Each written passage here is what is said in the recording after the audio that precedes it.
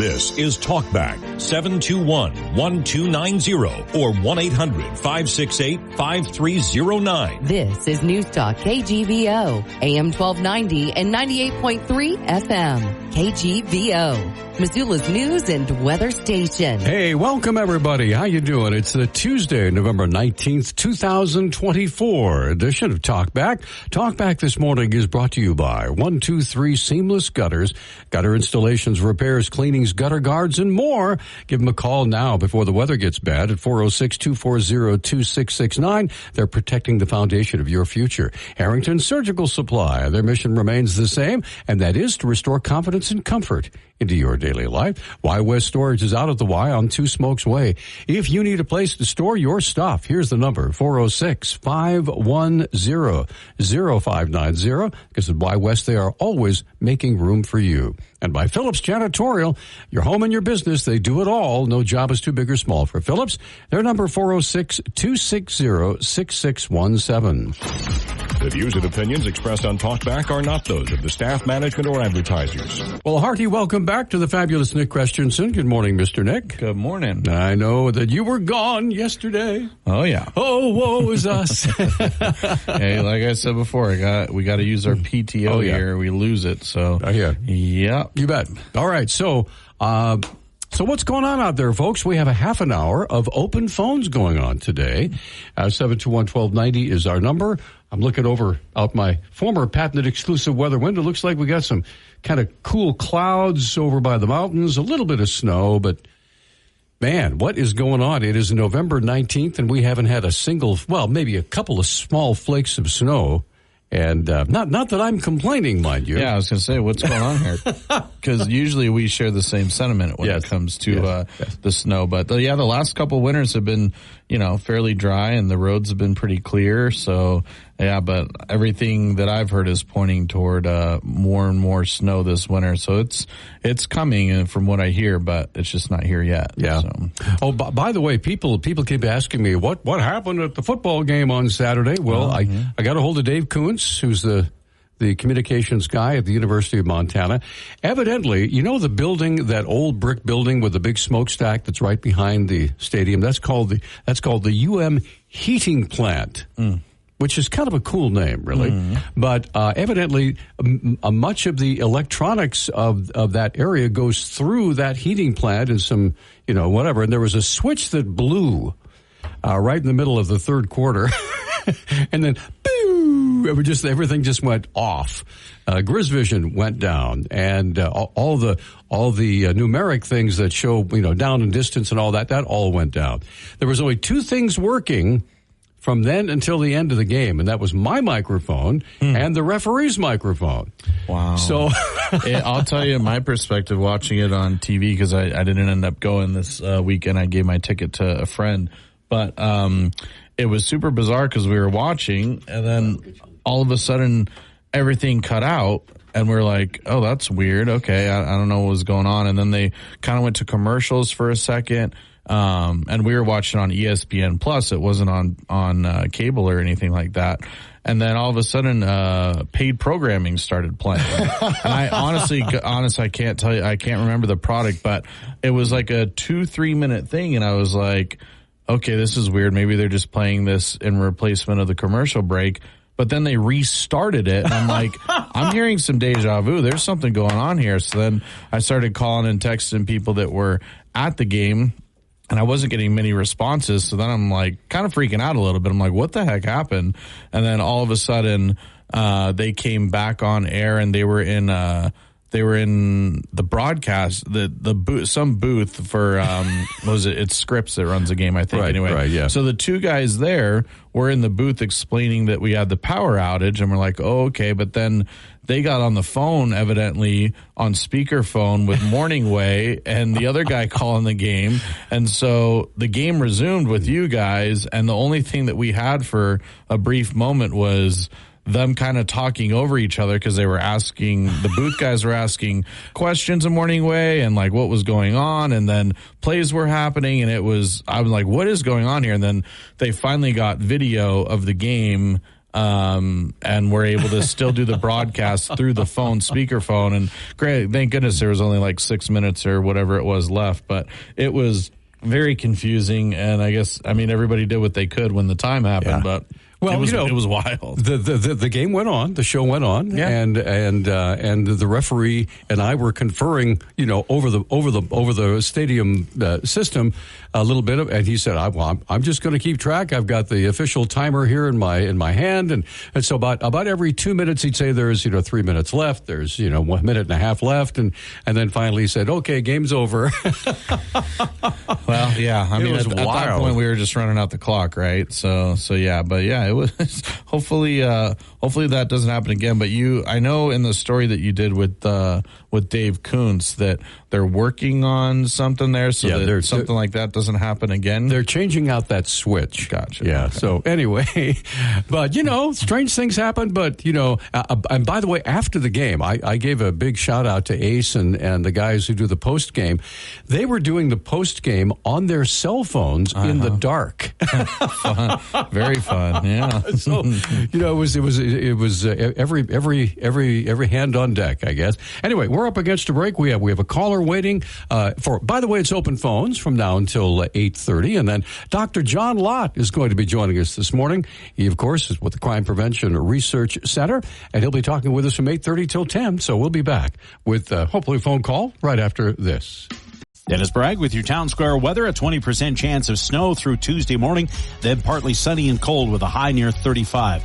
A few clouds will persist Tuesday night, but not enough to trap any warmth, as overnight lows will plunge into the teens. That's going to set the stage for some snowfall even into the lower valleys on Wednesday afternoon, although we probably won't see much more than half an inch in the Missoula and Bitterroot valleys before it turns to mostly rain in the evening.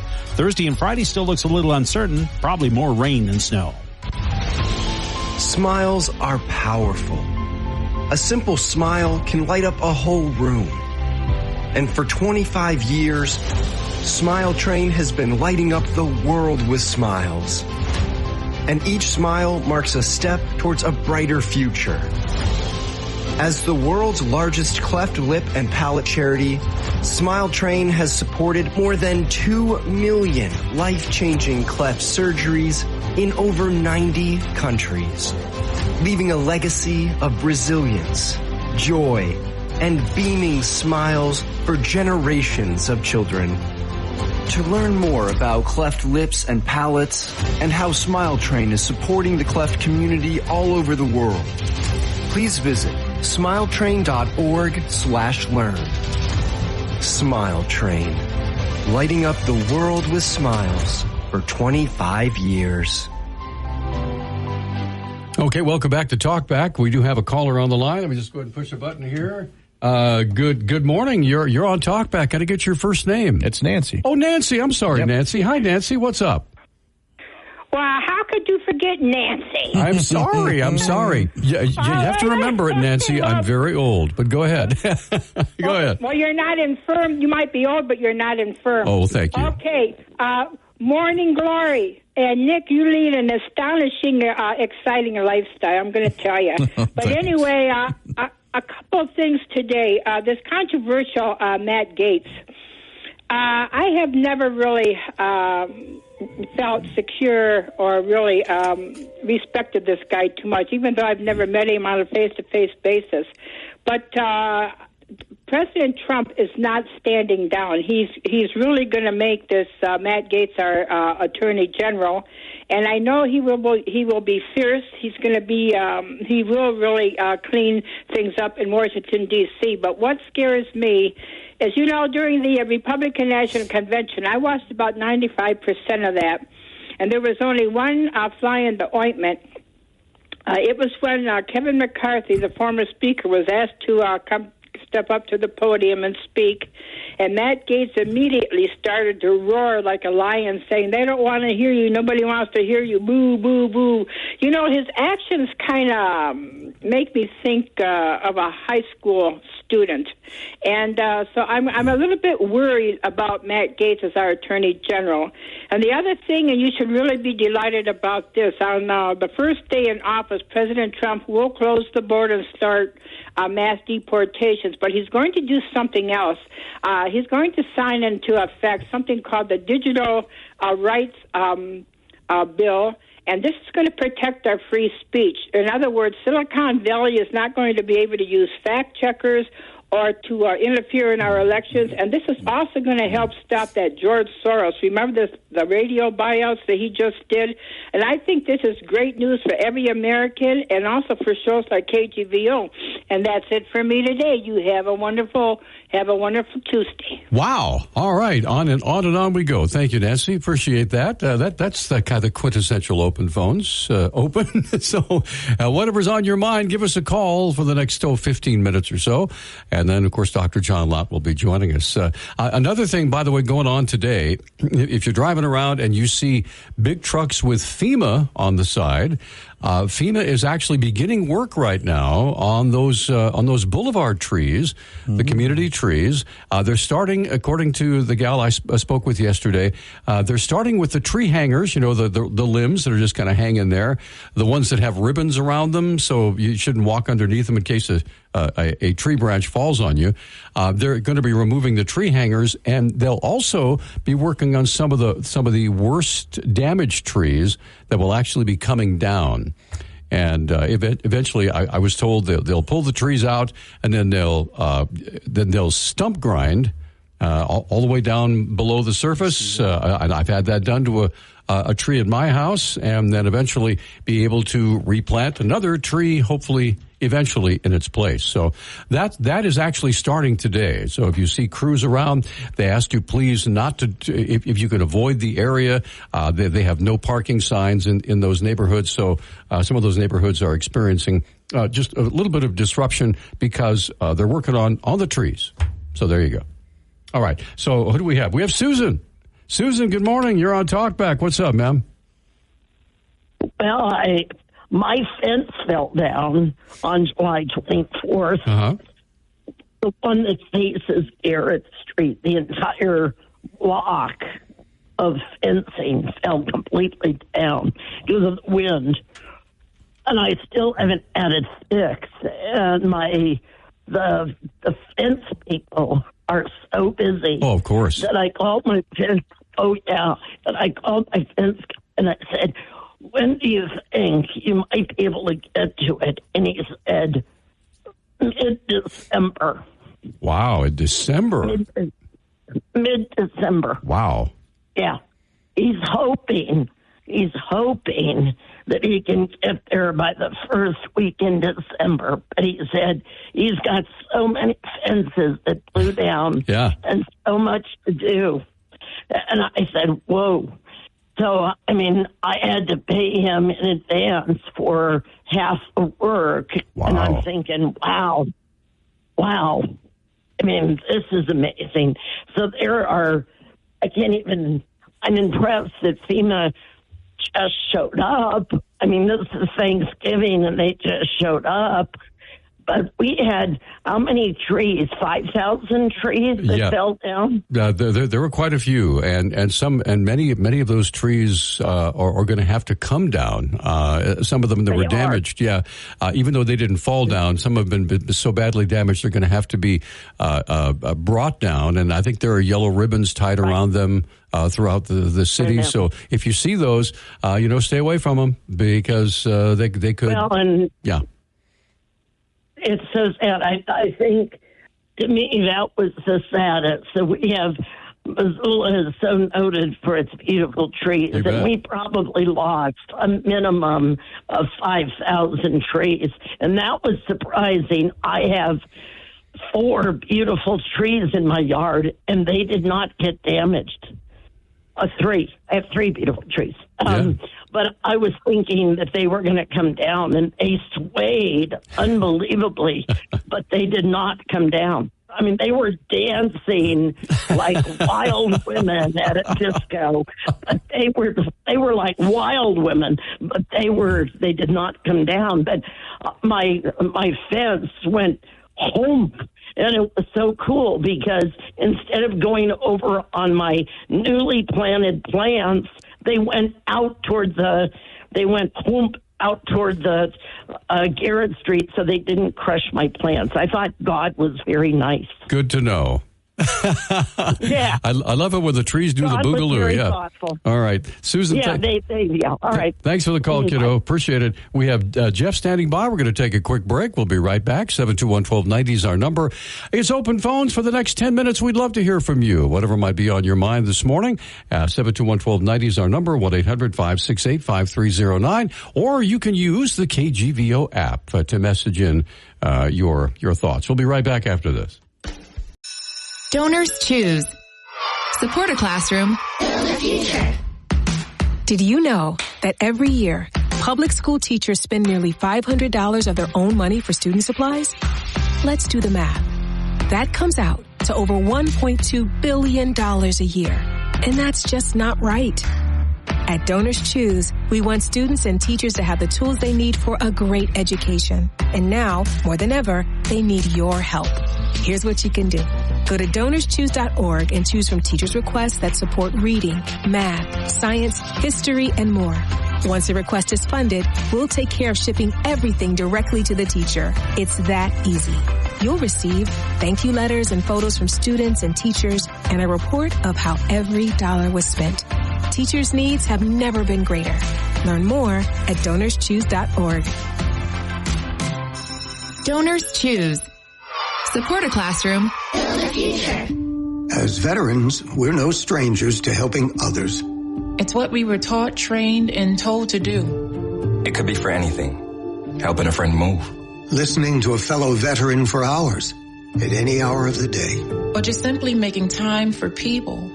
A neighbor, a loved one, or even a stranger. We're often the first to help others. There's no question about it. But we do have one question for the veterans listening. When was the last time you reached out for help? Perhaps it's time to do for yourself what you would do for others. If you or someone you know needs resources, whether it's for stress, finances, employment, or mental health, don't wait. Reach out. Find more information at va.gov/reach. That's va.gov/reach. Brought to you by the United States Department of Veterans Affairs and the Ad Council. Hi, I'm Carson Kressley. Of all the resources in the world, kindness is the most precious. For more than 140 years, American Humane has been working to protect animals in disasters, on farms, on the silver screen, and in zoos and aquariums caring for the world's vanishing creatures.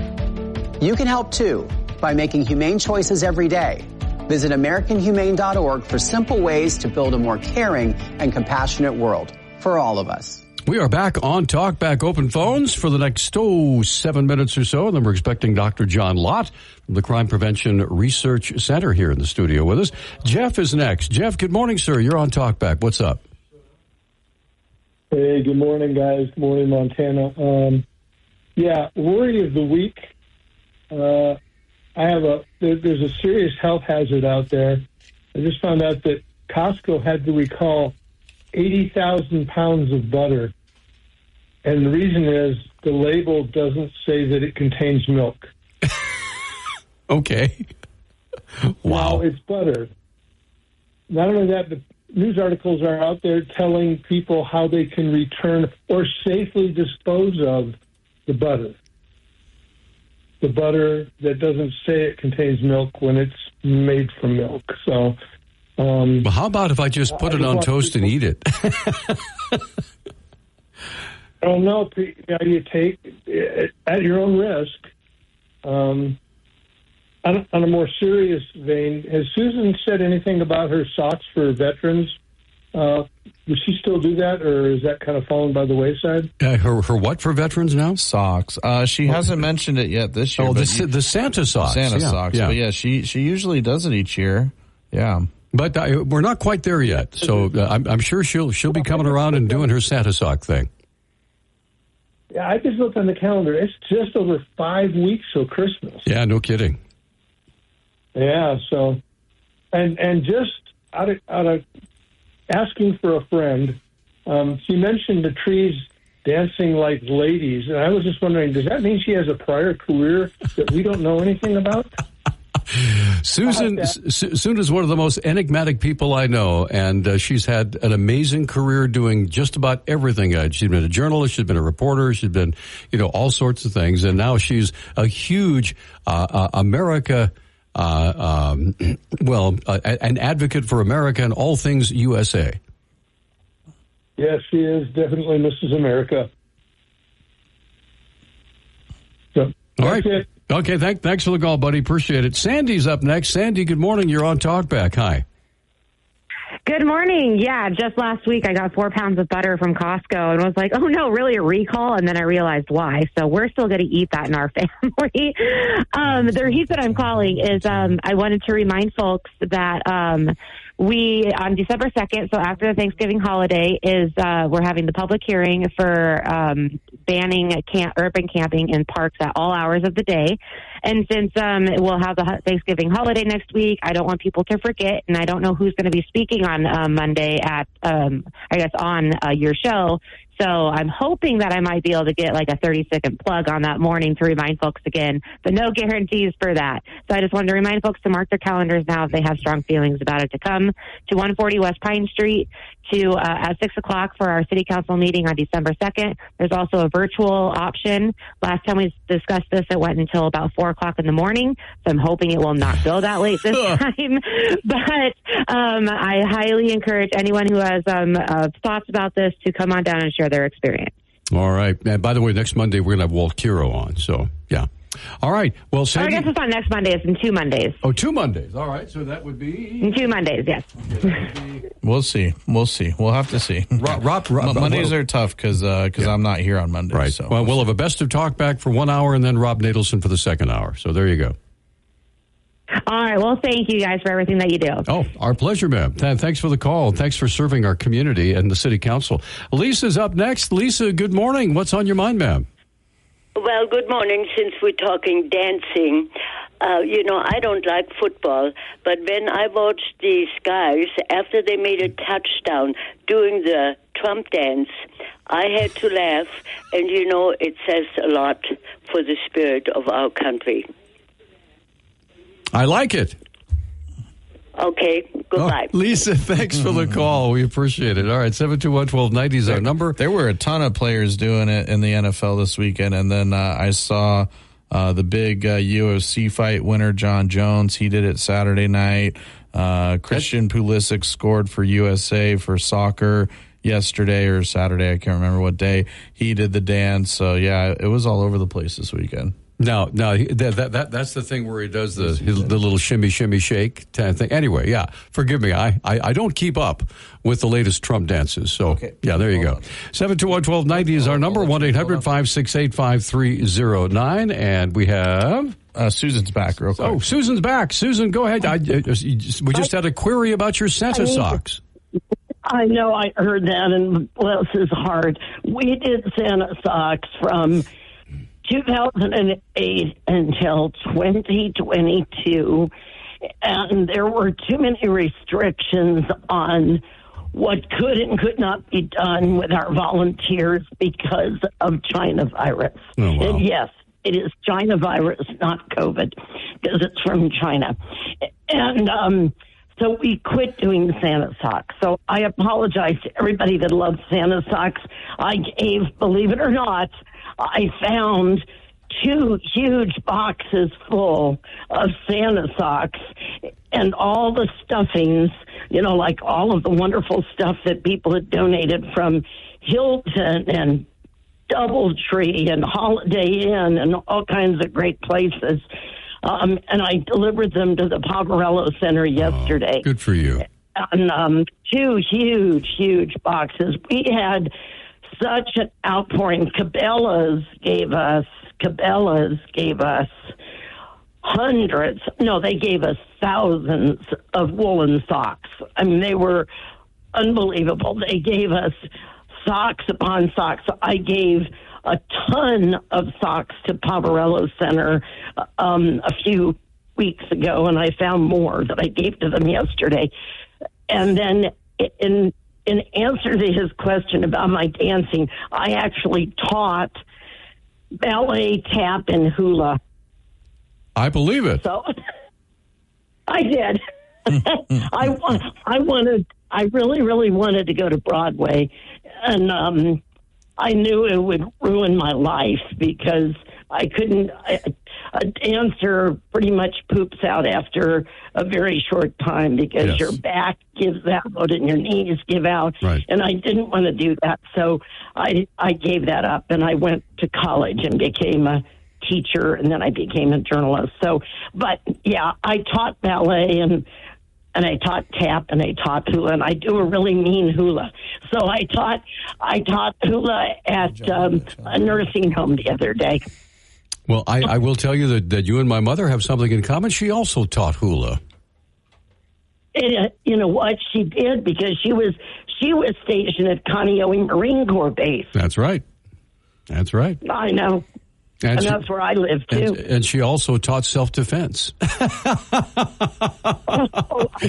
You know what? I would have loved to have known your mother. I bet she was one cool chick. She was one very short chick, but she was tough, let me tell you. Oh, boy, I'll bet she was quite the pistol. Susan, we're going to let you go. Thanks for the call. Appreciate it, babe. All right, we are going to, I believe we have Dr. John Lott joining us on the phone right now, but we should probably go and take a quick commercial break, come right back.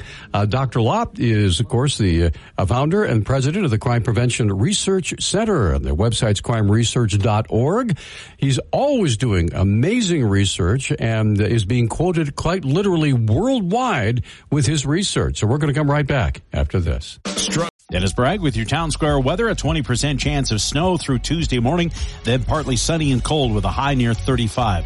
A few clouds will persist Tuesday night, but not enough to trap any warmth, as overnight lows will plunge into the teens. That's going to set the stage for some snowfall even into the lower valleys on Wednesday afternoon, although we probably won't see much more than half an inch in the Missoula and Bitterroot valleys before it turns to mostly rain in the evening. Thursday and Friday still looks a little uncertain, probably more rain than snow.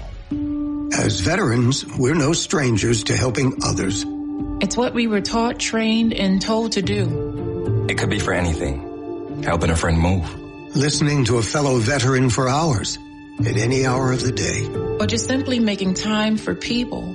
A neighbor, a loved one, or even a stranger. We're often the first to help others. There's no question about it. But we do have one question for the veterans listening. When was the last time you reached out for help?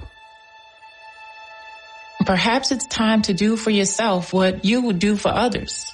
If you or someone you know needs resources, whether it's for stress, finances, employment, or mental health, don't wait. Reach out. Find more information at va.gov/reach. That's va.gov/reach. Brought to you by the United States Department of Veterans Affairs and the Ad Council. Welcome back, everybody. Good to have you along, and we are thrilled to have with us Dr. John Lott joining us on the phone right now from the Crime Prevention Research Center. John, good morning, sir. How are you? Doing great. Good to talk to you. Thanks for having me on. Oh, you bet. So one of the first things I always ask you about is to tell us what you've been up to. Obviously, I know you've received a great amount of recognition from your uncovering of the FBI statistics on crime, and we're quite literally interviewed by just about every media outlet that counts in the whole wide world that keeps an eye on those things. And so how has that worked out for you? Obviously, has that quieted down, or are you still getting lots of calls to talk about that topic? Oh, on that, I think that's quieted down. But, you know, there are other things that I've been working on recently that I think might end up getting some more attention. But at least that's quieted down. Yeah, like what? Well, what are you working on? Well, one thing that I'm working on that I haven't put out yet is kind of an estimate of of the cost of crime by illegals that have been released into the United States. You have about a month or so ago, before the election, ICE came out with Immigration and Customs Enforcement came out with the number of so-called non-detained individuals. There are about 7.4 million of those who had a large number of those, about 9% of them had criminal records. You had like 13,000 that had been convicted of murder in their home country, another 2,000 about which had been charged with murder but had fled their country before they could get caught. You had about 17,000 who had been convicted of rape, for example, and other crimes. And so the issue is, you have somebody like the murder of Laken Riley, the El Salvador individual who's on trial right now. If from Venezuela, he had been apprehended a couple times by immigration, by Border Patrol, but had never been found to have a criminal record in his home country. If he committed one murder in the United States, similar to the crime that he had committed in his own country, what would be the cost of that? And the Department of Justice has put together records of those things in the past. And if you do that, it basically would come to about $1.6 million. $1.6 trillion would be the total cost if all those criminals who had committed crimes in their home country committed one such crime like that in the United States. The total cost would be $1.6 trillion. That is amazing. But we do have a caller on the line waiting to visit with you. Let's get Rick on the line. Rick, thank you for holding, sir. You're on with Dr. John Lott. Go ahead, please. Dr. Lott, I don't know if this is in your wheelhouse, but it has to do with crime. I like to listen to all sides when it comes to the news. So I listen to CNN, Fox, all the big three. I don't listen to MSNBC because I don't believe that they're really news. Brian Kilmeade, he's a correspondent for Fox. He has his own program, radio and television. One of his correspondents after the election was interviewed. She interviewed a Bolivian illegal immigrant that actually admitted that he voted, and he voted for Trump, and I'm believing that his kids are probably dreamers. And he says he doesn't care if he gets sent back to Bolivia, but his kids can stay, and that's all he cares about. And I can't believe anybody didn't catch that he was an illegal immigrant voting, which is against the law. And I'd like you to comment on both of these that I'm bringing up. And in Pennsylvania right now, the people running the voting stations have admitted that they've counted illegal votes. And how can we stop this?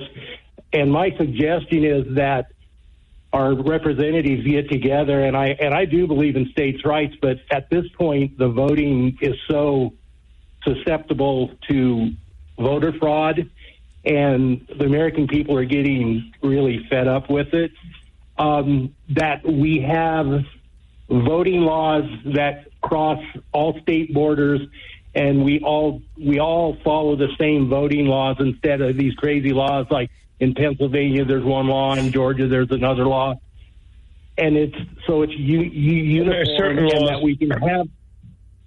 Okay, go ahead. Right. Well, we do have certain laws with regard to the federal elections. You have to be an American citizen for election.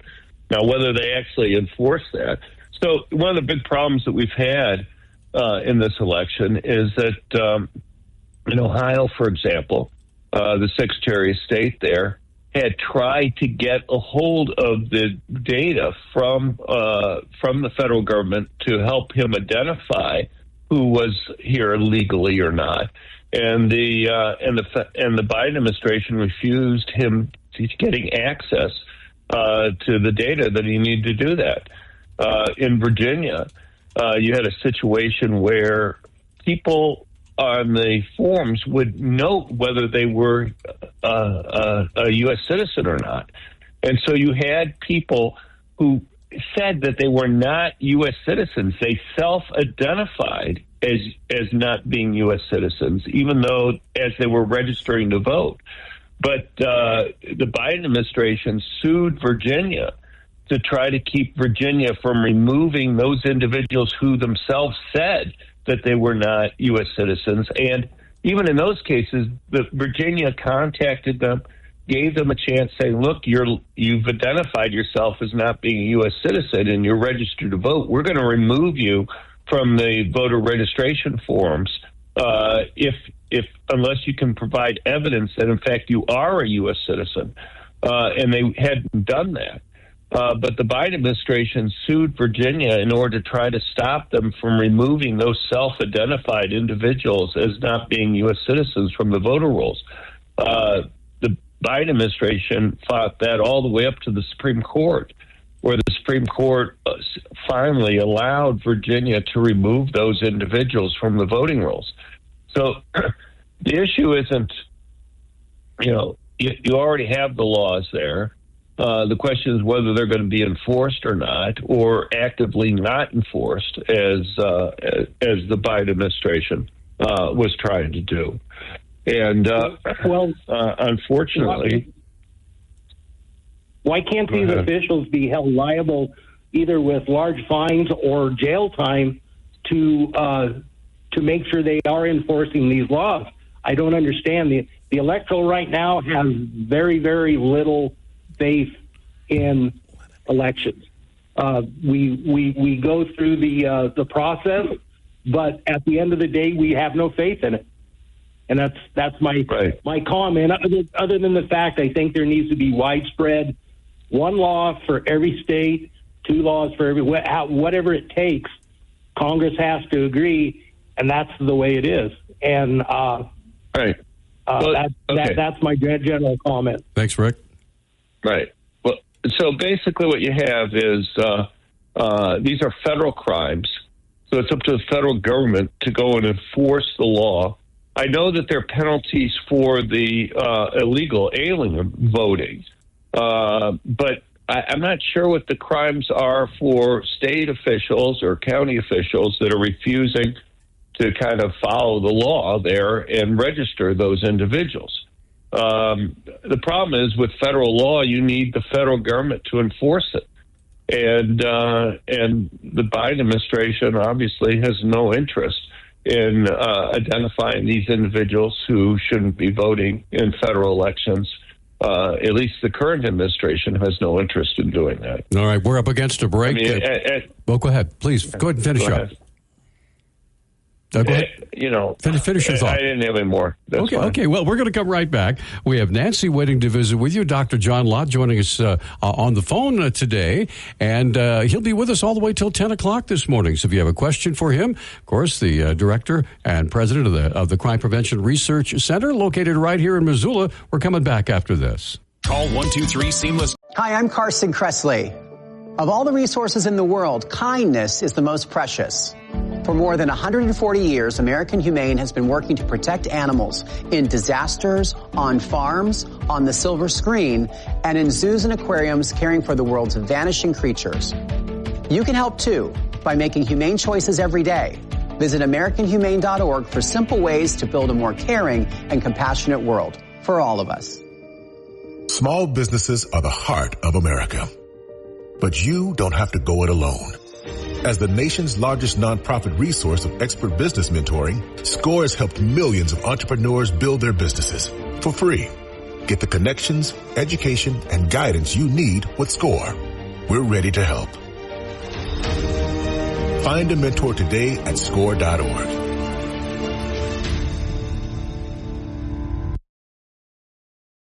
We are back on Talkback. 721-1290 is our number, 1-800-568-5309. Dr. John Lott, Crime Prevention Research Center, located right here in Missoula. But he's on the phone with us right now, as is Nancy. Nancy, good morning. You're on with Dr. Lott. Go ahead, please. Yeah, good morning. This is just terrible. I'm not sure if we're ever going to recover 100% from this mass migration the last 4 years. And we have chain immigration in this country, which I believe should be absolutely prohibited, stopped.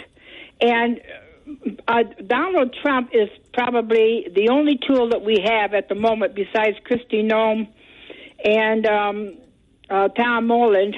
They will take severe action, and we have to have severe action to stop this and to stop these people from coming in.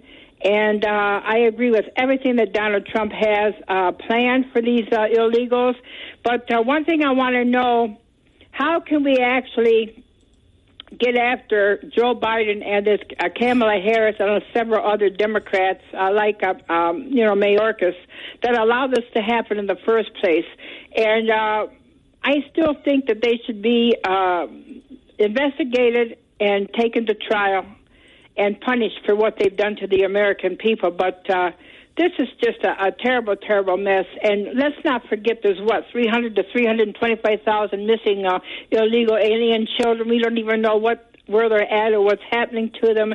It's just horrendous. So thank you for your time today. But I don't know. Do you think we're actually going to recover from this? Because I have doubts.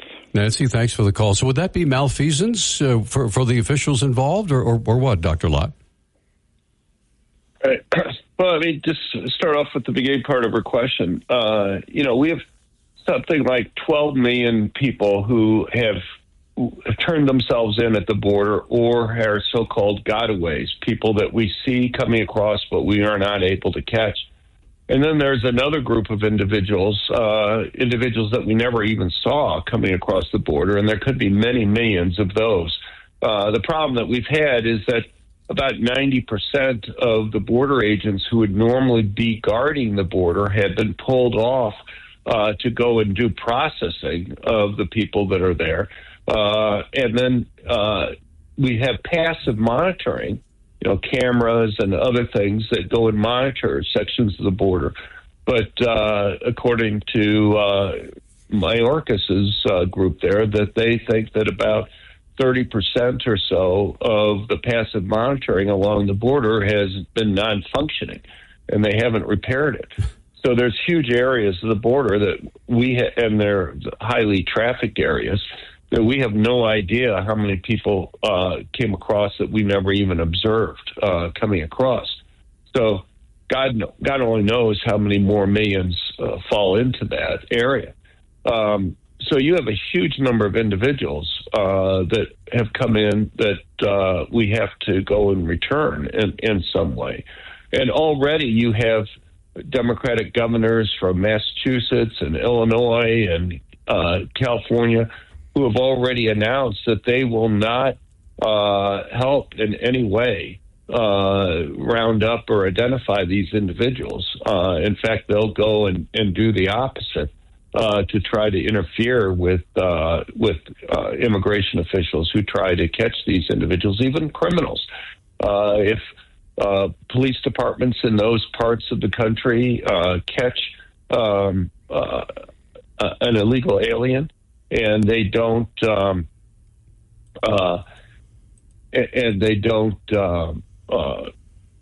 notify immigration officials when they release them from jail.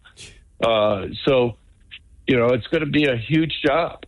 You already have situations where Trump has talked about or indicated that he'll declare a national emergency with regard to this to try to handle it. Yeah. And 1 second, I'm on the radio. So, yeah. Sorry about that. I have doing work at my home right now. Tell you what, John, we are up against a quick break here. We're going to come back in just a minute, and we'll wrap up this hour of Talk Back with Dr. John Lott, and we'll be back here. Stay with us, back in 60 seconds. Bye. Welcome back to Talk Back. I'm Peter Christian here. Of course, Nick Christensen taking your phone calls, 721-1290, 1-800-568-5309. Or, of course, you're welcome to use the KGVO app, and we'll message that to our guest, who is Dr. John Lott, who is the president and founder of the Crime Prevention Research Center, which is located right here in Missoula. Let's pick up on that immigration story. Unfortunately, what I hear in your voice is there's not a lot of hope for those who are hoping that, I know President Trump said immediately we'll start rounding them up and sending them back, when we're talking about quite literally millions of people, including women and children. I'm not quite sure how any single a human being or administration can do that. Right. Well, yeah. I mean, Trump wants to try to be able to use the military to guard the border and to help in certain ways by declaring a national emergency. Unfortunately, there are already people in the military who, there have been news reports in the Washington Post and other places, are already planning to go and try to stop him from doing that. And you have lawsuits all across the country that are being filed right now, even before he gets into office, to try to use the courts to delay. And one of the problems that you have is at the end of the Biden administration, 2/3 of the circuit and district court judges around the country are Democrats. And the Democrats primarily control the courts in those areas where you're likely to have these governors who are going, and other state officials who are going to be trying to stop him from even catching illegal aliens who have criminal records. So those things are going to delay those court actions with these judges, which are going to be sympathetic to that, are going to delay his ability to go and do certain things. But, you know, eventually they'll get up to the Supreme Court, and eventually he'll win these things. It's just going to be hard for a while. You know, the amazing thing to me is how these Democratic governors, even for criminals, even for people who have these criminal records, I mean, as we were talking about before, you have about 650,000 of these individuals, of these 7.4 million non-detained individuals, have criminal records in their home countries. And what's the big deal about fighting to make it so that even those individuals can't be returned to their home country? Because those will be the ones that they're going to focus on first, trying to detain. But one of the other problems that we've had is that federal law requires that when you release somebody into the country, these illegals, you have to take a DNA sample and record that. And the Biden-Harris administration has just refused to do that part of the law. And so, you know, all those things make it more difficult to identify these individuals, make sure that you have the right person that's there. You know, a lot of these individuals, we haven't even checked to make sure what their names are. They could have told the border officials any name they wanted to. In fact, this app that the Biden administration put together, where people would go and you know, sign up for airplane flights from their home countries into the United States, because, you know, a lot of these numbers for like border crossings haven't included the people that the Biden administration has flown in from other countries. All, on the app, you could put down any name you want. Well, forgive me, Dr. Forgive me asking a really stupid question. Why would the administration be so brazen in doing that just to get millions of people back? Is it because to increase the voter base on for their party, or what? Well, you know, it's hard to know what's going on in people's minds, but surely one of the claims that's been made by others is that they want these individuals to vote. And the fact that the Biden administration fought so hard against states being able to use federal databases to identify whether people who are registered to vote were here in the United States legally or not, the fact that they would sue Virginia, for example, for trying to remove people who self-identified, who were on the voting rolls, but admitted on the voter rolls that they were not U.S. citizens. At least they it's pretty consistent with the point that you're raising, because they seem to want to make sure that states that want to stop illegals from voting were prevented from doing so. Texas and other states also ran into problems properly identifying whether somebody was an American citizen or not who was registered to vote. Well, I'll tell you what, we're almost up against our hard break here at the end of the hour. Just want you to know, ladies and gentlemen, Dr. Lott's going to be with us. He's on the phone with us right now. He'll be with us until 10 o'clock this morning. So if you have a question or a comment for Dr. Lott, who, of course, heads up the Crime Prevention Research Center, which is, of course, headquartered right here in Missoula, making worldwide headlines, by the way, many, many times, and most recently with the FBI crime data. So we will continue our conversation with Dr. Lott during the break. If you want to get on the phone with us, 721-1290 is our number. Get in the queue, and we'll get you on with Dr. Lott when we return right after the top of the hour news. Stay with us.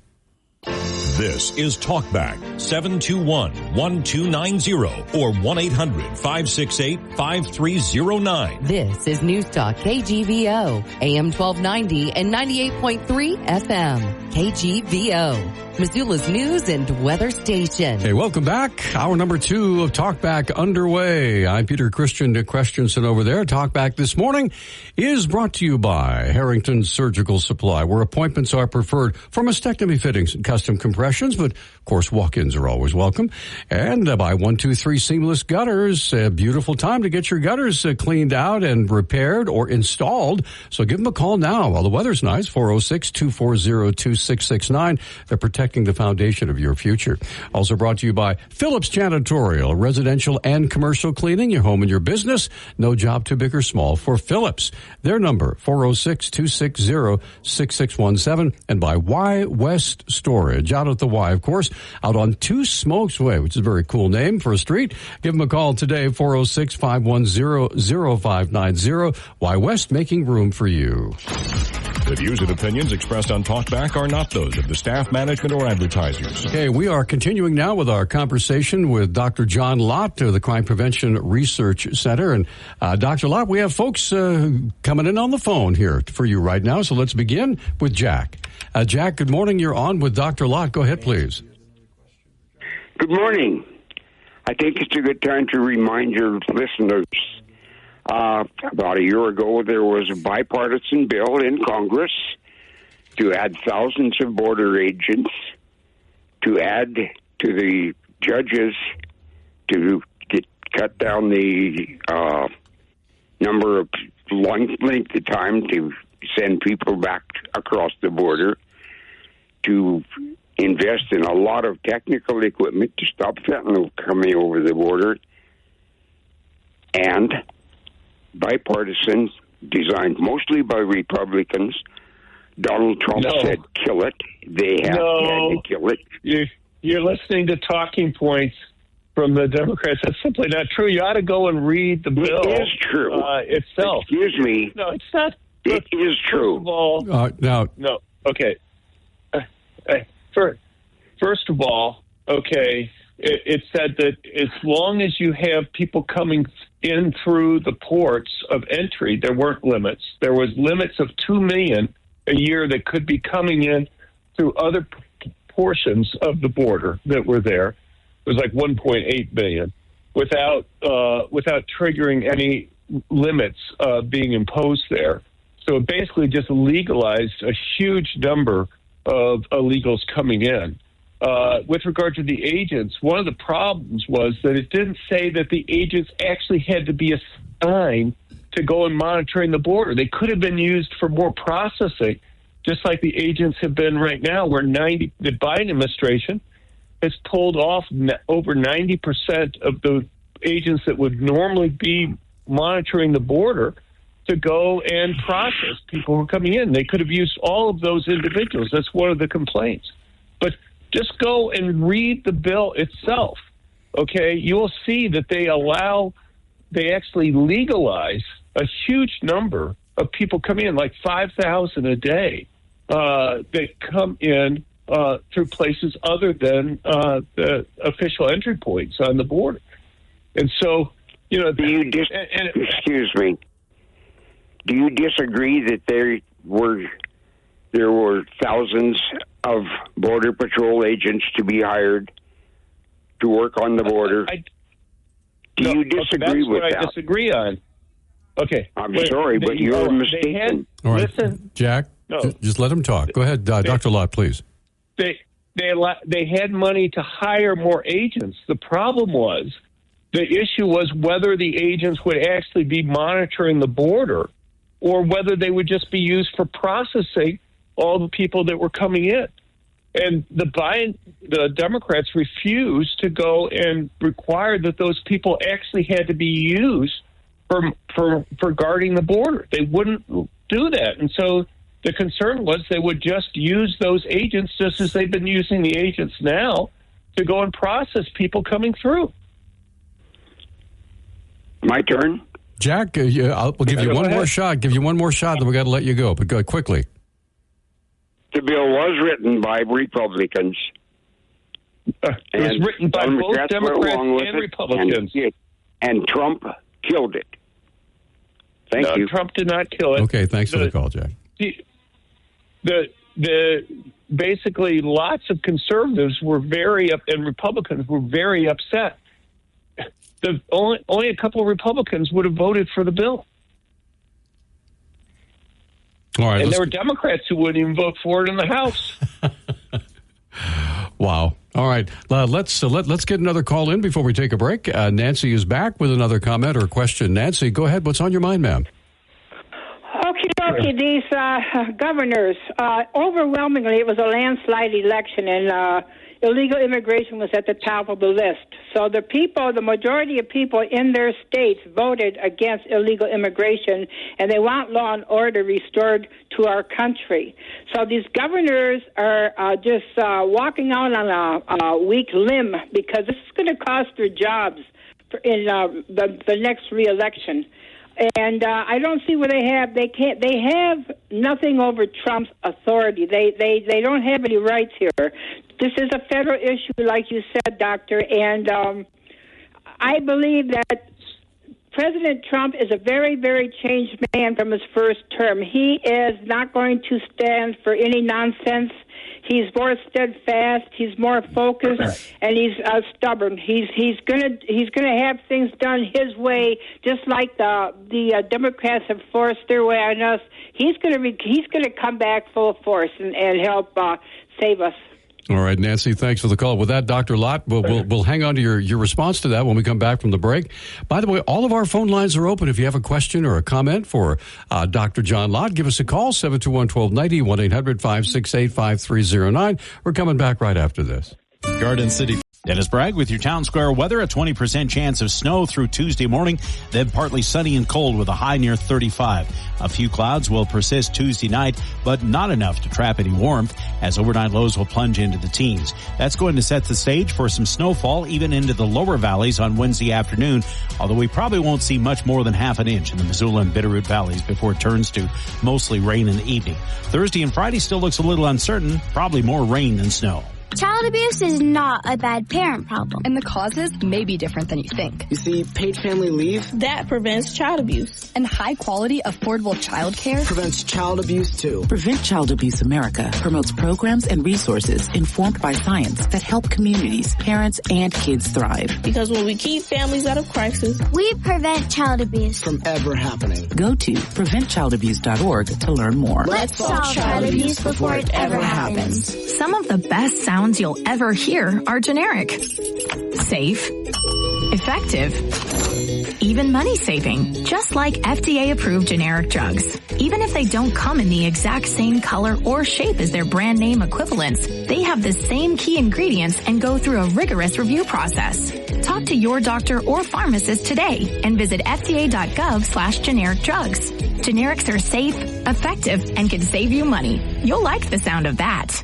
Hey, we are back on Talkback, and Dr. Lott joining us on the phone this morning. Nancy had some interesting things to say about President Trump basically stepping on the gas and creating some change as to how things have been happening recently. So please go ahead, Dr. Lott.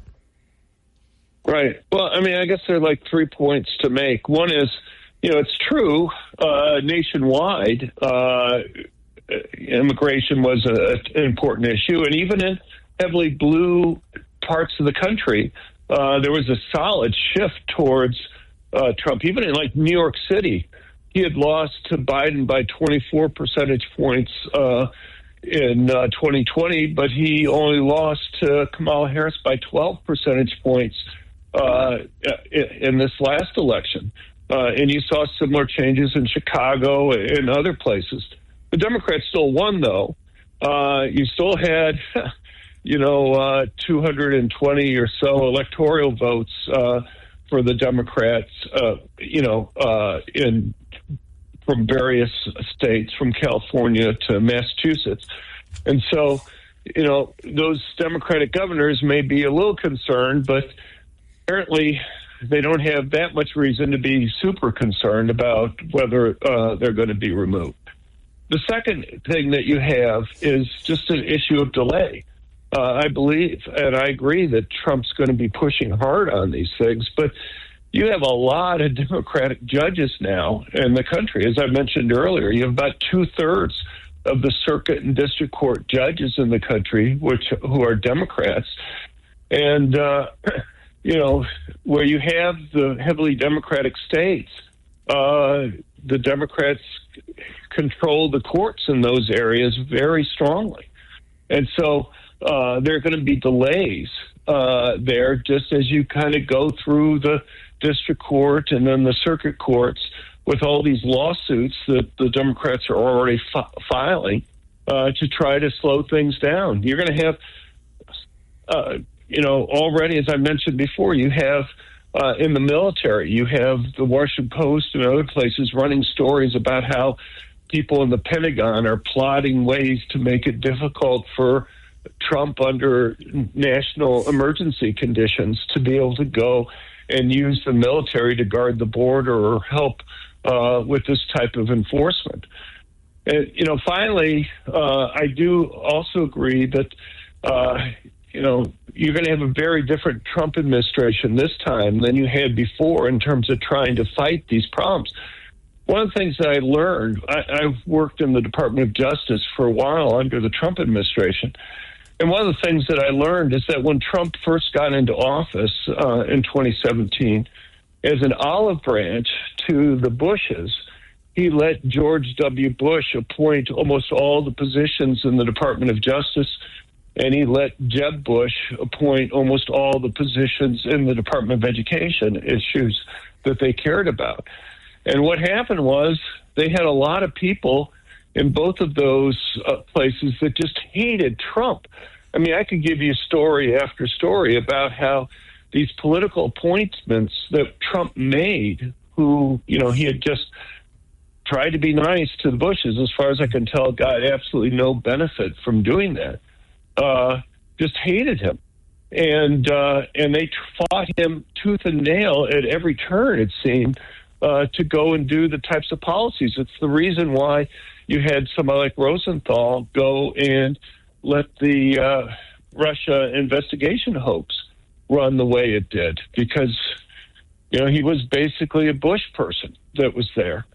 And I think, with Matt Gaetz' nomination to head up the Department of Justice, and I think I've heard rumors that Kash Patel might be the head of the FBI, you're going to have a very different group of people being appointed in the Department of Justice who are going to agree with Nancy on what needs to be done, and not be the types of people that he had to deal with before. I mean, to me, it's amazing that Trump was able to accomplish as much as he did on things like the border, given that he had so many people in his own administration who tried to make it difficult for him to accomplish what he was able to accomplish. You bet. Let's get another call in before we have to take a break here. Mary, good morning. You're on with Dr. John Lott. Go ahead, please. When there's a mass shooting, sometimes we hear that the perpetrator bought the guns legally, but yet we never hear if the media or the powers that be ever go to the person who sold the weapon and ask them, did you not think there was something strange about that person? Did you not, would you just sell guns to anyone, or don't you ever try to figure out or ask yourself, is this guy off, or should I maybe not sell a gun or guns to this person? I don't understand why we don't ever hear anything about that. All right, Mary, thanks for the call. Well, I guarantee you, yeah, thanks. I guarantee you the ATF, Alcohol, Tobacco, and Firearms, does go and talk to the people who sold them the gun to try to find out whatever information they can. But one of the things you have to understand is that for these mass public shooters, a little bit more than half of them were actually seeing mental health care professionals prior to the attack.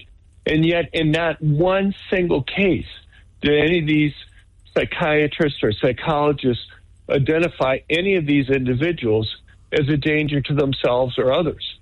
And, the question is, if these mental health professionals are not able to go and identify these individuals as a danger to themselves or others, how do you expect anybody else to do so? And the thing is, these guys are often very smart. You read the reports afterwards, for these attacks. You have somebody like the Santa Barbara mass murder. He was actually seeing 3 mental health care professionals prior to his attack. One of them was the head of psychiatric services at Los Angeles Children's Hospital, an internationally recognized expert. And the person, the murderer there, wrote in his diary how easy it was for him to go and fool this expert, this guy who was internationally recognized expert on childhood violence. And one of the problems that you have with the mental health care professionals is that the mental health field is based on a model where people come in for help. And so they assume that what they're being told is honest. And so they just accept people at their word. I'll give you one other example. There's the Buffalo mass murder from a couple of years ago. When he was in school, his teacher had asked him what he was planning on doing over the summer. And he said, well, I'm going to go and find a school someplace and go and shoot it up and then commit suicide. So obviously the teacher was alarmed, and she flagged him, and he was interviewed then by 2 mental health care experts in New York there. And they asked him about it, and he said, oh, it was a stupid joke. I shouldn't have said it. I'm really sorry, but, it was just a really dumb joke. I shouldn't have said it. And they took him at his word. And so they cleared him. Both the mental health care experts cleared him. And so you have case like that afterwards. If you have a gun dealer, and if the person were to make a joke like that to the gun dealer, I guarantee you the gun dealer would sell the gun to the person. And you have cases like that. But if it's like the people who are like, what these mental health care experts are having to deal with, it's not surprising that they're not stopped by the gun dealer at that point. All right, with that, we're up against a break. We're going to come right back. We have Mark and Jeff, and Nick's got some other folks on the phone. We want to talk with Dr. Lott. We'll be right back, as we do have some phone lines open, or you can use the KGVO app. We'll be happy to pass that message along to Dr. Lott when we return right after this. Montana State News Network. I'm Dennis Bragg. State Employment Commissioner Sarah Swanson says the key to getting laid-off workers from the Stillwater mine reemployed will be quick retraining them for possible job changes. The Department of Labor just wrapped up a week-long effort to introduce retraining programs for the miners, which Swanson says are the very definition of Montana's work ethic that other employers are looking for. It is hard work. It is long hours. They show up on time. They stay until the job is done, and they're not afraid to get the work done. We know that we have a record employment in Montana right now. Over 580,000 full-time workers in August set a new state record for us. But despite that, we still have critical shortages in almost every workforce sector of our economy. So there are lots of opportunities for these miners. 40% of the miners had worked for Siboney-Stillwater for at least 10 years. This is always a disturbing statistic, especially headed into the revelry of Cat Grizz Week. A new report from 24/7 Wall Street based on new research is confirming once again that Missoula is Montana's drunkest city, with nearly 25% of its residents qualifying as binge drinkers. But actually, the data also shows similar problems in Bozeman, where Gallatin County as a whole hits 27%. Please handle your celebrations responsibly. One of Montana's leading hospitals getting a significant A rating when it comes to patient safety. Missoula Community Medical Center receiving word of the top mark from the Leapfrog Group, one of the leading nonprofit groups that ranks hospitals based on 30 different performance measurements. Chief Nursing Officer Holly Nagel says the check covers everything from budget and leadership to the bedside. They look at hand washing, whether staff members are washing their hands going in and coming back out of the rooms. They look at things like, are we doing bedside shift report, where we spend time with the patient at their bedside at each handoff to ensure that they understand their plan of care. Nagel says CMC's patients, their families, and visitors also have been helpful for the hospital to maintain high safety standards. This is the Montana State News Network. To protect his home and family from disaster, Steve used courage, wisdom, and his camera phone. That should do it. Way to go, Steve!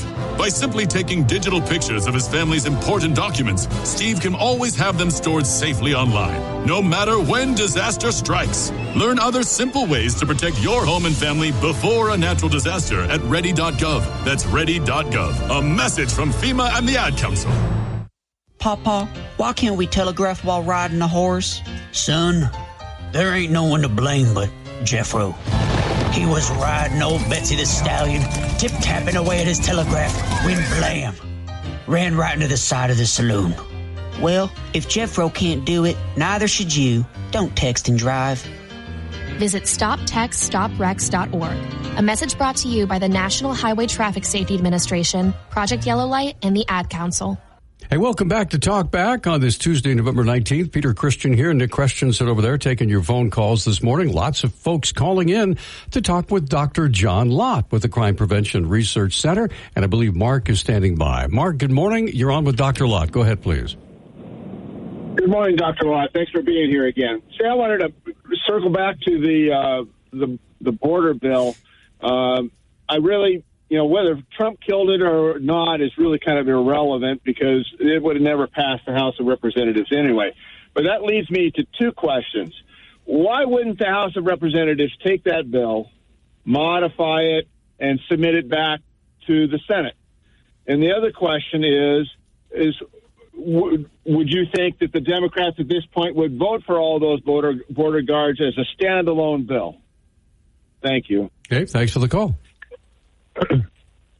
Right. Well, it's not just having the border guards, but that they're actually assigned to go and do the job that we want them to go and do there at the border. And this was the negotiations between the Senator Langford from Oklahoma with the Democrats, with Schumer that was there. And this was the best that he was able to get there. He got an agreement that there'd be more agents, but he couldn't get an agreement that they would actually be assigned to go and do the job of guarding the border that's there. All right, let's move on and get Jeff on the line. Jeff is next. Jeff, good morning. You're on Talkback. Go ahead, please. Hey, good morning again, Dr. Lott. Good to talk to you. People are so gullible. What they don't realize, when you look at what the proposed border bill contained, it had two major parts. One was securing the border, and one was additional funding. And those got conflated together into I won't call it omnibus, but into something that I kind of call a dog poop brownie. You know, people make a brownie and then they tell you, oh, there's just a little bit of dog poop in there. You know, it's not going to hurt you, and expect you to eat it. And no, it had stuff in there that we didn't want. You know, the Immigration and Nationality Act of 1952 gives the president the power to control the border. As a matter of fact, as I understand it, President Biden used the INA to close the border this past spring to the extent that he did. He doesn't need any additional powers to control the border. Now, if you want to fund additional agents and you want to do amnesty and you want to do other things, I'd support the actions to go do that. I'm not going to say that I support the bills because I wouldn't know what's in them, but that's how you approach it in a republic. You break the problem down, look at what you actually have to solve, and there was no issue with the border. The president has the power to shut it down, but the Senate Democrats wanted to conflate that, and unfortunately, Senator Langford, I believe, was a willing accomplice. Some might even say a useful idiot in supporting that. Okay, thanks for the call, Jeff. Go ahead, Dr. Lott. Yeah, well, I mean, as soon as Biden got into office, he issued something like 90 executive orders undoing the executive orders that Trump had put in. You know, one of the major ones was the Remain in Mexico type policy, where people could get to the border and kind of, you know, wait there until they had been properly processed. One of the problems that we have with the with ICE checking people that come across the border is that they don't have the same access to information to go and check things like criminal records for the individuals that are there. The Immigration Service, with the Remain in Mexico, would go and contact the home countries for the individuals to go and find out if they have a criminal record while they're vetting them before they come across.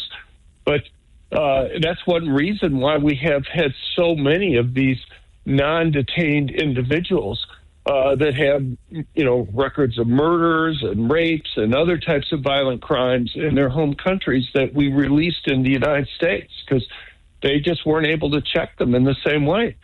You know, just allowing Remain in Mexico to stay there would have had a huge impact. But also, you know, we've taken these border agents. These border agents, if they had continued doing their job of monitoring the border and guarding the border and catching people that were trying to come across, you would have had a lot fewer people do it. But immediately, as soon as the Biden administration got in there, they were removed from doing that.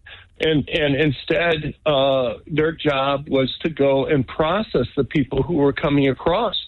Also, when you had the passive monitoring system break down, the Biden administration didn't spend the money that was allocated to go and fix it. They just let the systems, when they broke down, remain broken down. You know, and finally, you had all this stuff about the border wall. You know, they immediately stopped construction on the border. The first things that Biden did when he got into office on January 20th, 2021, was to stop the construction. And then one of the other things that they did, they had all this material that we had paid for that they sold off for scrap at like 4 cents on the dollar. They were willing to lose all this money. In fact, the Biden administration, because they were breaking contracts that had been made, had to pay people for not doing the work that we had contracted them to do. But they would rather pay them for not doing the work than to allow them to continue finishing the walls that they had been working on. And with that, we are up against a break. It's heartbreaking to hear that. Dr. Lott's going to be with us for another 29 minutes or so till 10 o'clock this morning. We have another Jeff. We have Buck and Henry all waiting to visit with Dr. Lott when we come back. Still a couple of phone lines open if you'd like to get in the queue. 721-1290 is our number. We're coming right back. Donors choose. Support a classroom. Build a future. Did you know that every year, public school teachers spend nearly $500 of their own money for student supplies? Let's do the math. That comes out to over $1.2 billion a year. And that's just not right. At Donors Choose, we want students and teachers to have the tools they need for a great education. And now, more than ever, they need your help. Here's what you can do. Go to DonorsChoose.org and choose from teachers' requests that support reading, math, science, history, and more. Once a request is funded, we'll take care of shipping everything directly to the teacher. It's that easy. You'll receive thank you letters and photos from students and teachers and a report of how every dollar was spent. Teachers' needs have never been greater. Learn more at DonorsChoose.org. Donors Choose. Support a classroom. Build a future. My name is Teresa Barber. I was in the United States Navy, and I served overseas in the Middle East and Africa. Early on in my career, I had a commander that taught our suicide prevention training, and the very next day, he took his own life. 90% of suicide attempts involving a gun are fatal. My way of continuing my service is to help protect my community by being a responsible gun owner and by storing firearms safely. Store all your guns securely. Help stop suicide. Brought to you by End Family Fire and the Ad Council. We are back. This is Talk Back. Nick Christensen taking your phone calls, and he's been very busy this morning with Dr. John Lott. I'm Peter Christian, and let's get right back to the phones. And we have another Jeff who is waiting. Jeff, good morning. You're on with Dr. Lott. Go ahead, please. Thank you for taking my call, Dr. Lott. And I have a question. They had a guy that was convicted of killing hawks and eagles for 20, 30 years. And I believe it's a federal crime. For one bird, it's like 6 months and a $10,000 fine. How come he only got 46 months? I consider that an abomination. He should spend at least 20 years in jail. How come only 46 months? I don't know enough about the case. There are federal sentencing guidelines. They used to be mandatory that judges had to follow them, but there was a Supreme Court decision a little while ago that basically just said no, they're just suggestive. Judges have a lot of discretion. A lot of penalties will say things like, from 0 to 6 months or something like that. They don't usually just say precisely 6 months for those types of crimes. And so, a judge has a lot of leeway, usually in terms of what they sentence the person for. So I don't know the judge. I don't know whether there was other extenuating information that was presented in the case. What I will say, if you're worried about birds being killed, you ought to be worried about these windmills that we have all over the place. Those kill thousands of birds, each one, it seems like. So, but it's something that's a concern to me too. Yeah, exactly. And it seems like a lot of these poaching crimes, people get caught for poaching or whatever. They don't get much of a fine. It's like $1,000, maybe lose their license for 2 or 3 years. I really wish that they would really nail these people with some serious penalties and consequences for breaking the law like that. It's just, I feel like spitting nails. Well, now, Jeff, this is Peter. Real quick, I had a chance to visit with the U.S. Attorney Jesse Laszlovich just right after the sentencing that occurred here in Missoula, and it may not be much consolation to you, but when you are convicted in a federal court and you got 48 months in prison, there is no parole. He'll serve every day of that 4 years. So I'm not sure if that helps, but yeah, just aside. Well, it's like 3%. It kind of helps, but not much. Appreciate it, Peter. Thanks for the call. Dr. Lott, go ahead. I used to work at the Sentencing Commission. I was chief economist there. You get a slight parole. It's like 3% reduction in your prison sentence you're eligible for each year that you serve in prison. So it's not much. It's tiny. Tiny reduction you can get. Good to know. We have Buck waiting on the line to visit with you now. Buck, good morning. You're on with Dr. John Lott. Go ahead, please. Yeah, good morning. I probably have an amazing grasp of the obvious here, and I haven't forgotten you've told us that for the time being, like L.A., Chicago, and New York, don't even contribute to the FBI stats. But I would assume nationally that there's no mandate or no requirement, probably just depending on the jurisdiction and especially if we consider violent and crime and theft, that the policeman making out the report probably does not even have to indicate that the perpetrator is an illegal invader, so we'll never really know precisely the impact of all these people having on our crime rates. But, the officer may not know, may not have even asked the questions. Now, often when the person's been taken into custody, there'll be background checks that will be put on the person in order to see, is this guy wanted for other crimes in other places? And they can determine many times then whether the person is in the country legally or not.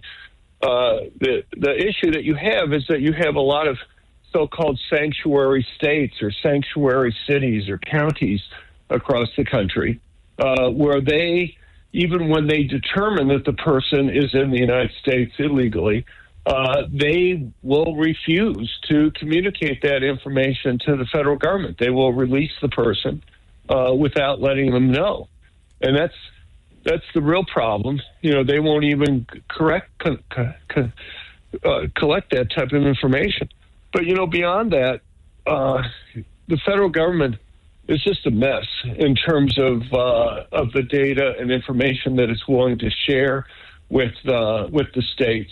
And one of the things that I've been frustrated with is just there's so much political opposition to going and collecting data in any type of systematic way on what percentage of people in our prison system are here legally or not. It's something that we really need to change. I know Trump tried to do that and was starting to make some progress for doing that at the end of his administration, but all the changes that he had made during his first administration were basically undone by the Biden people. Hopefully they can go back and put those types of rules into effect much more quickly this time. Yeah, well, me too. You certainly haven't cheered me up and tell how bad my government is. Thank you for the information, sir. Buck, thanks for the call. With that, we have a break standing by. We have Henry and Emmett both waiting to visit with Dr. Lott. By the way, the phone lines are open. If you have a question or comment for Dr. John Lott, he'll be with us till 10 this morning. We appreciate all his time being spent with us. We'll be right back after this quick timeout. Struggling with a slow... As veterans, we're no strangers to helping others. It's what we were taught, trained, and told to do. It could be for anything. Helping a friend move. Listening to a fellow veteran for hours, at any hour of the day. Or just simply making time for people. A neighbor, a loved one, or even a stranger. We're often the first to help others. There's no question about it. But we do have one question for the veterans listening. When was the last time you reached out for help? Perhaps it's time to do for yourself what you would do for others.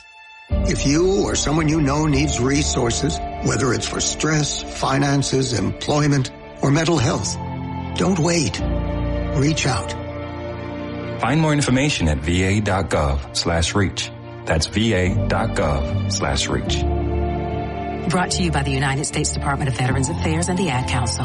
Chris Jakimick. I served in the United States Air Force and I deployed 3 times. So in 2017, I was serving as an Air Force First Sergeant. Our motto in that role is my job is people, everyone is my business. But unfortunately in that year, I would lose my own brother, Lance Corporal Adam Jakimick, to suicide. The majority of veteran suicides are from guns. I store my weapons securely, not only for myself, but for my family. Store all your guns securely. Help stop suicide. My service never stops. Brought to you by End Family Fire and the Ad Council. Hey, welcome back to Talk Back. 721-1290 is the number. And looking at the gorgeous blue sky out there this morning, Dr. John Lott joining us on the phone this morning. And Henry has been waiting through the break. Henry, good morning. You're on with Dr. Lott. Go ahead, please. Hi, thanks.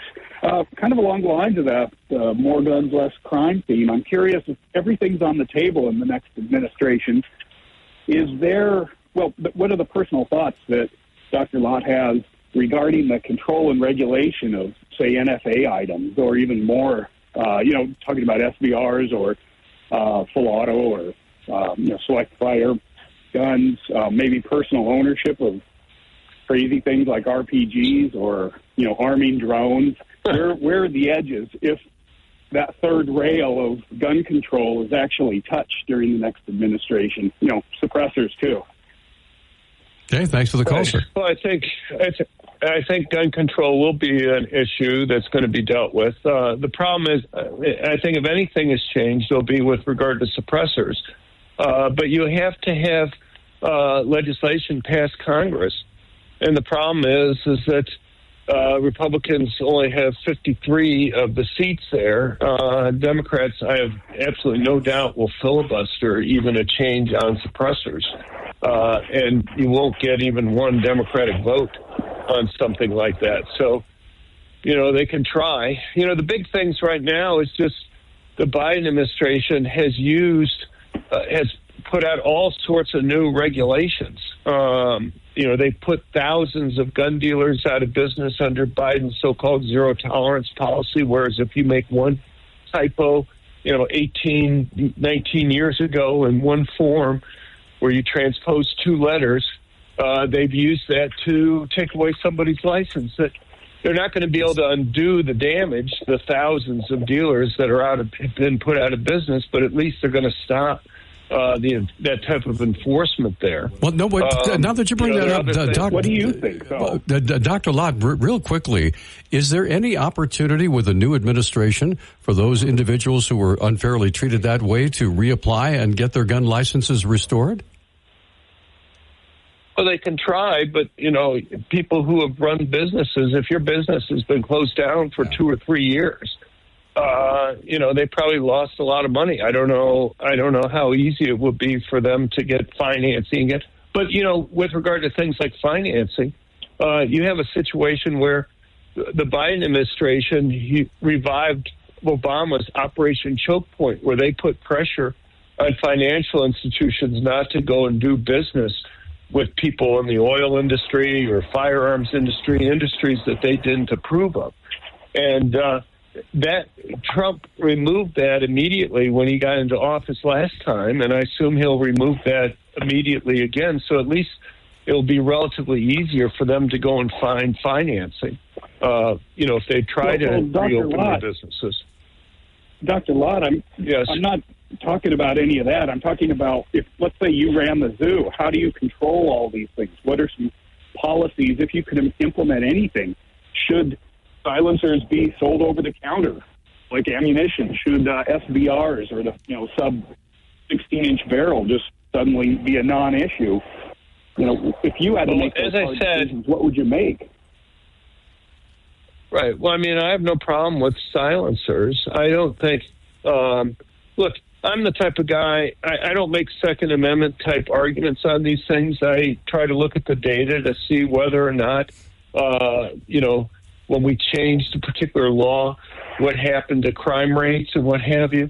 Unfortunately, for a lot of the things that you mentioned, these have been rules that have been in place for many decades before we really had good data to go and test the impact of these things, or they were federal rules that changed everything for the whole country as a whole, and that makes it difficult to kind of disentangle all the different things that may be affecting it.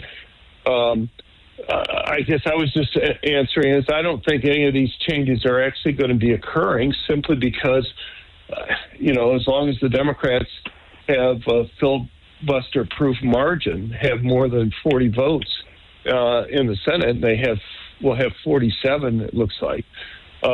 It's kind of a moot question because I don't think they're going to be able to pass any of these things. Okay, thank you. All right, thank you for the call, sir. We appreciate it. Emmett is waiting. Emmett, good morning. You're on with Dr. John Lott. Go ahead, please. Oh, thanks for taking my call. Well, we've been talking about school shootings and mass shootings. I have a comment, but I also have a question about this. Personally, I think I have the solution, or at least a solution. Personally, if you ask me, if I were the President of the United States, if it was my administration, I would simply require public schools and even private schools. What you've got to do is arm all the teachers and the faculty. Arm them all. And basically have big signs saying all the teachers and faculty are armed. Anyone who comes in with intent to kill will be shot dead. I think that would discourage a lot of them because, like you said, a lot of these school shooters look for schools and places of business that are not armed, that have no weapons allowed on them, and that's a bad idea. I personally believe a person should be able to carry a firearm anywhere they want, even on in a bus, on a bank, or anywhere, in a bar or anywhere. I don't like these if we had more armed citizenry, we'd have a lot less crime. But my question is this. Why is it that whenever we have these mass school shootings or others, no one tells about the motives? The news media never reports this was the motive or releases their manifestos. A lot of these school shooters have manifestos. I'd like to see them. I'd like to read them online or wherever I could get them or have a synopsis. Why don't they do that? So what do you think of these suggestions? Thanks for the call, Emmett. Go ahead, Dr. Lott. Yeah, thanks. A couple of things. I don't think you need to arm everybody. I just think as long as some people might be armed, I think it just, as long as it's concealed so that the attacker doesn't know who it is that they have to go and worry about, I think that's an effective deterrent. But as far as the manifestos go, I mean, there have been a couple notable cases like the Nashville school shooter, the trans individual that the Biden administration took control of the manifesto and then refused to release it, that it wasn't released. But these are released generally. And on our website at crimeresearch.org, we've collected many of the quotes and statements from these individuals.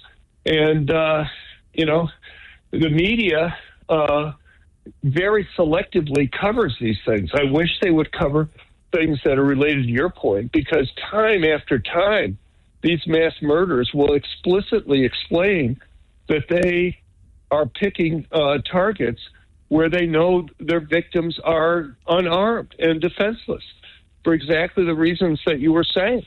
And so, my guess is if the media was willing to go and talk about the fact that, the Nashville school shooter had considered attacking 3 other targets, but had decided not to go after any of them because there were people who were armed at those places and might have been able to stop her from doing the attack, I think we'd have a different debate in this country, or the Buffalo mass murderer. He has a manifesto out there where he has a long discussion about why he picked the target that he did. He wanted to go to a place where he didn't think any of his victims would have permanent concealed handguns because he was worried that would make it much more difficult for him to go and successfully kill people. I mean, these people may be crazy in some sense, but they're not stupid. Their goal overwhelmingly time after time is to get media coverage. And they know the more people they kill, the more media coverage that they're going to be able to go and get. And they know if they go to a place where their victims can't defend themselves, they're going to be able to go and kill more people. And, if you have one guard who's in uniform, who's armed, that gives these attackers real tactical advantages.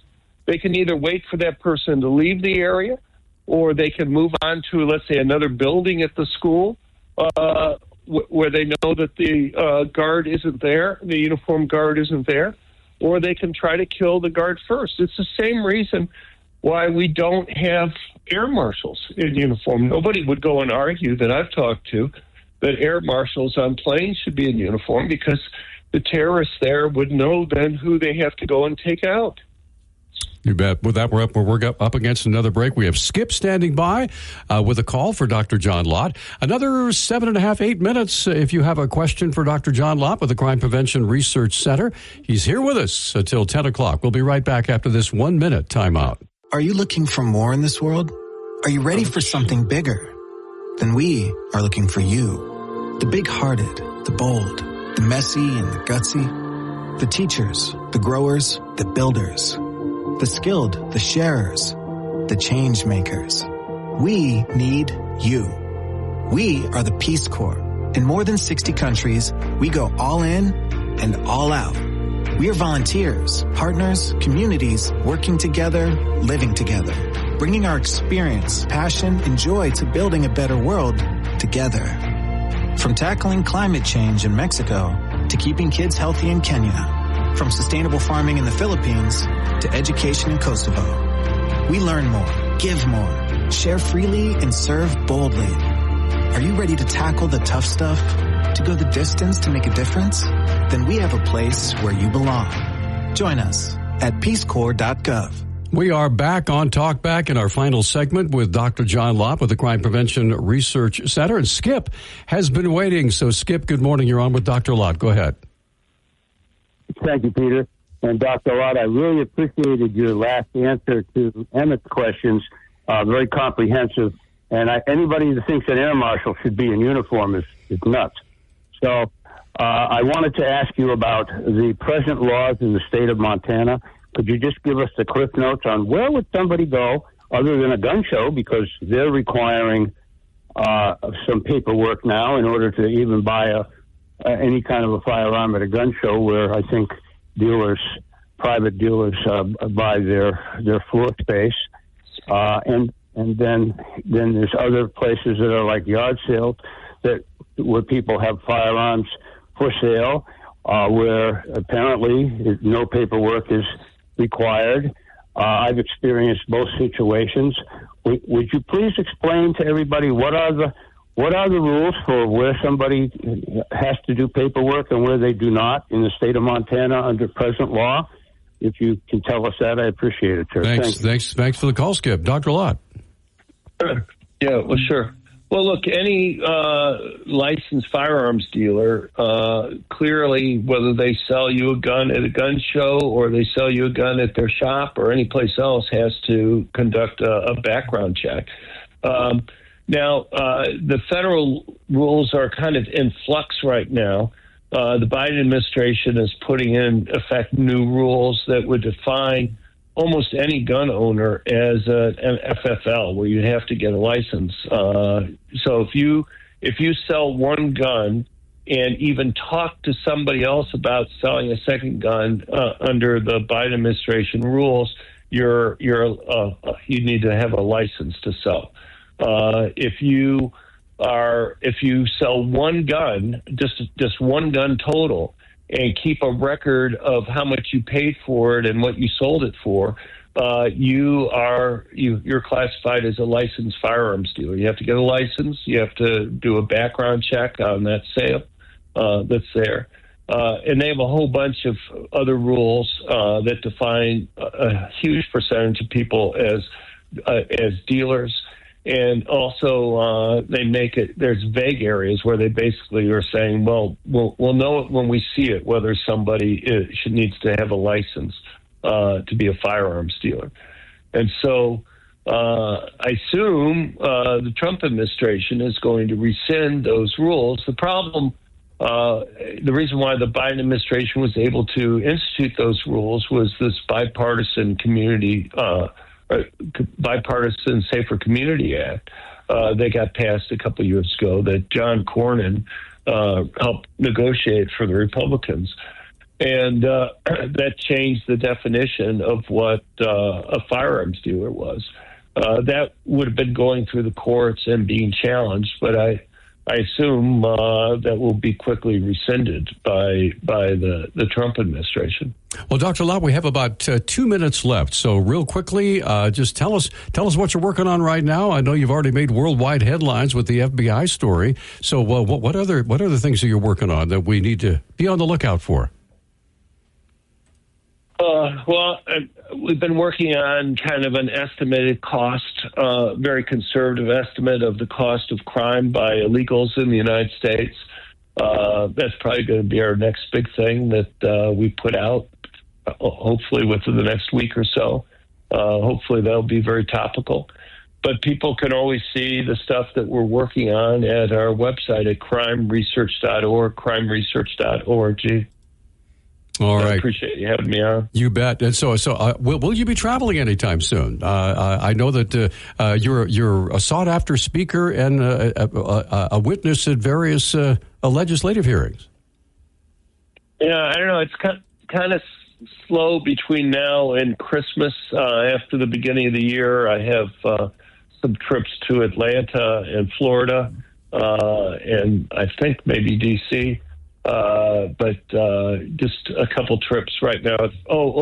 Well, I may be going to Argentina between now and Christmas to meet with the new government down there and talk to officials there. Dr. Lott, but that isn't 100% set up yet. Well, it is always a pleasure to have it with you, either in the studio or on the phone. We appreciate your time, and thank you for sharing your expertise with us today.